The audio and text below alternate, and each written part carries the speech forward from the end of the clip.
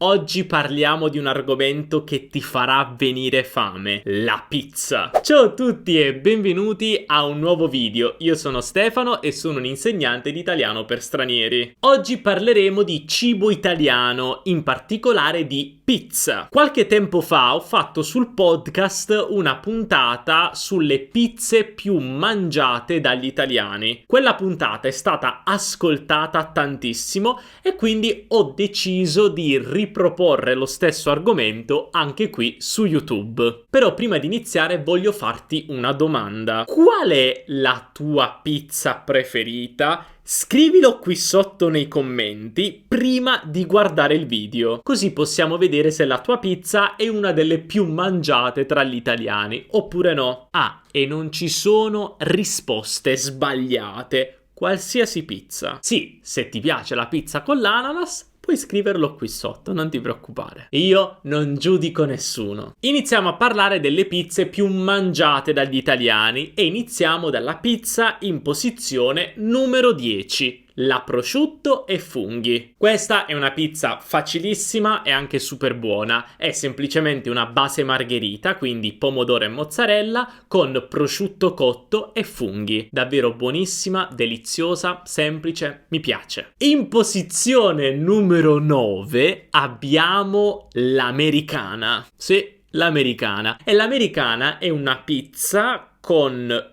wurstel e patatine fritte. Ha anche altri nomi, alcuni la chiamano tirolese o Tom e Jerry, come il cartone animato. Dipende dalla pizzeria. È una pizza molto comune fra i bambini e ti dico la verità, a me piace tantissimo. In realtà non la mangio con i wurstel, ma la preferisco con la salsiccia fresca. Molto spesso, infatti, quando ordino la pizza a casa, chiedo una pizza con salsiccia fresca e patatine fritte. Mettere le patatine fritte sulla pizza in Italia non è strano. Forse in altri paesi è strano, magari lo considerate disgustoso. In Italia è comunissimo. Se andate in pizzeria il sabato sera, chiaramente non in una pizzeria gourmet, quindi una pizzeria che fa pizze un po' più particolari, un po' più sofisticate, ma una pizzeria tradizionale, troverete sui tavoli sicuramente pizze con le patatine fritte, perché è comune. Quindi non mi scrivete nei commenti ma che schifo, allora perché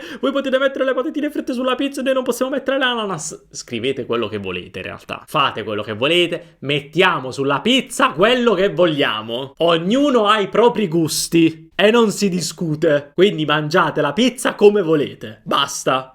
Facciamo così e basta.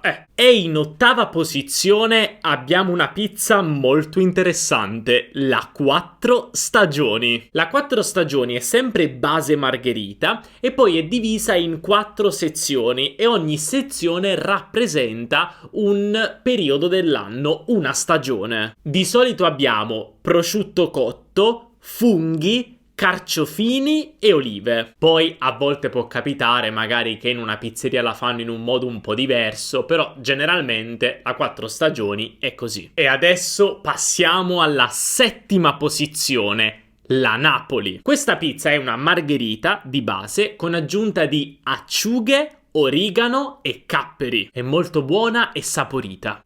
E poi in sesta posizione abbiamo la marinara, una pizza semplicissima e senza mozzarella, quindi solo pomodoro, con aggiunta di olio, anche a crudo, aglio e origano. È davvero buonissima e super semplice, soprattutto quando non vuoi una pizza troppo pesante, quindi vuoi qualcosa di leggero. E ora passiamo alla top 5 e iniziamo con la pizza in posizione numero 5, la capricciosa. La capricciosa è un po' simile alla 4 stagioni ed è sempre base margherita e poi aggiungiamo prosciutto cotto, funghi, olive, carciofini, però tutto insieme, non è diviso come la 4 stagioni. Poi ci sono alcune pizzerie che la fanno in modo un po' diverso, però Insomma, più o meno è così. La parola capricciosa è molto interessante. Infatti questo è un aggettivo, capriccioso, capricciosa, che generalmente si usa con i bambini per dire che stanno facendo un po' i cattivelli, che sono un po' ribelli. Quindi un bambino che fa i capricci è un bambino che magari piange, dice voglio questo, voglio mangiare, non voglio dormire. Quindi che fa un po' il ribelle, che non vuole rispettare le regole. E anche la pizza capricciosa è un po' così, con tanti ingredienti diversi. E adesso passiamo alla pizza in quarta posizione. Quarta posizione anche perché sto parlando della 4 formaggi. Beh, è una pizza con 4 formaggi diversi. Di solito c'è il parmigiano reggiano, la fontina, il gorgonzola, la mozzarella,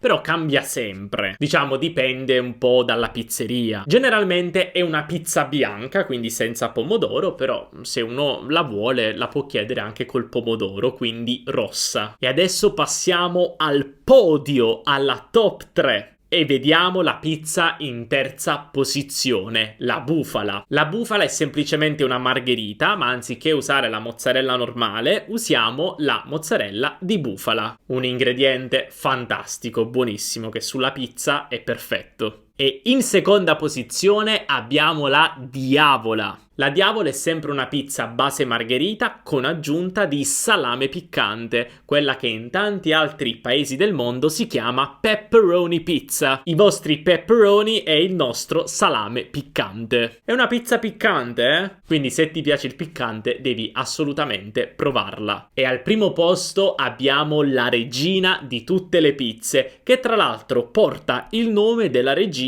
a cui è stata dedicata la prima pizza d'Italia, la margherita. Una pizza così semplice, così buona, semplicemente pomodoro e mozzarella, e con l'aggiunta anche di quelle foglioline di basilico che ci ricordano tanto anche i colori dell'Italia. Insomma, tutte le pizze sono buone, però la margherita è sicuramente quella che grida più forte Italia. E quindi, che ne pensi? Conoscevi queste pizze? E qual è la tua pizza preferita? Dai, scrivimelo qui sotto nei commenti e abbiamo una conversazione. E se questa lezione ti è piaciuta, non dimenticare di lasciare un bel mi piace, perché questo ci aiuta incredibilmente a far crescere il canale. E non dimenticare anche di iscriverti e attivare la campanellina per non perdere nessun video futuro. Noi ci vediamo nella prossima lezione. Un abbraccio dall'Italia.